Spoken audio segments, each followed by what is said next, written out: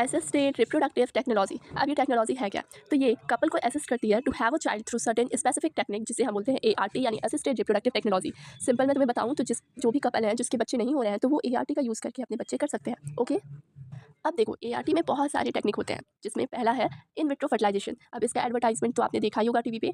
In vitro fertilisation जिसे हम बोलते हैं IVF। ओके, तो ये फर्टिलाइजेशन जो है ये हम परफॉर्म करते हैं आउटसाइड द बॉडी। मतलब कपल के अंदर तो ये नहीं है कि वो चाइल्ड प्रोड्यूस कर सके, इसलिए उनकी बॉडी के बाहर हम इसको करते हैं और बिल्कुल उनकी बॉडी की तरह ही सिमिलर कंडीशन प्रोवाइड करते हैं आउटसाइड द बॉडी। और इसमें हम क्या करते हैं कि एम्ब्रियो को ट्रांसफर कर देते हैं। ठीक है, इस मेथड में हम एम्ब्रियो को ट्रांसफर करते हैं। अब देखो इस मेथड को हम कहते हैं टेस्ट टू बेबी प्रोग्राम। आपने एडवर्टाइजमेंट में सुना होगा test tube baby program IVF के बारे में। तो देखो क्या होता है ना कि जो ओवा होता है वो हम किसी डोनर से ले लेते हैं। मतलब वाइफ जो है वो अपना ओवम देगी एंड देन स्पर्म जो होगा वो हम हस्बैंड यानी मेल से ले लेंगे। ठीक है, तो वाइफ यानी फीमेल से हमने लिया ओवा और हस्बैंड से हमने लिया स्पर्म यानी मेल से स्पर्म ले लिया और उसे हम इंड्यूस करेंगे। ये सब काम हो रहा है लैब में और उससे बनेगा जाइगोट।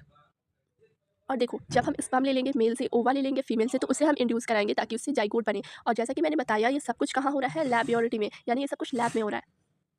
अब देखो जो जाइगोट है अगर वो अर्लियर एम्ब्रियो है, मतलब कि उस जाइगोट के पास 8 ब्लास्टोमर है, तो उसे हम ट्रांसफ़र कर देते हैं इनटू फिलोपियन ट्यूब। यानी उसे हम फिलोपियन ट्यूब में ट्रांसफ़र कर देते हैं उस मदर के जो कि कंसीव नहीं कर सकती है चाइल्ड। यानी लैब में हमने बनाया बेबी कैसे? मेल के स्पर्म को लेके, फीमेल के ओवा को लेके हमने लैब में बना लिया बेबी। और फिर आई मीन जाइगोट, और जाइगोट को देखा कि वो 8 ब्लास्टोमर है तो उसे हम फिलोपियन ट्यूब में भेज देते हैं।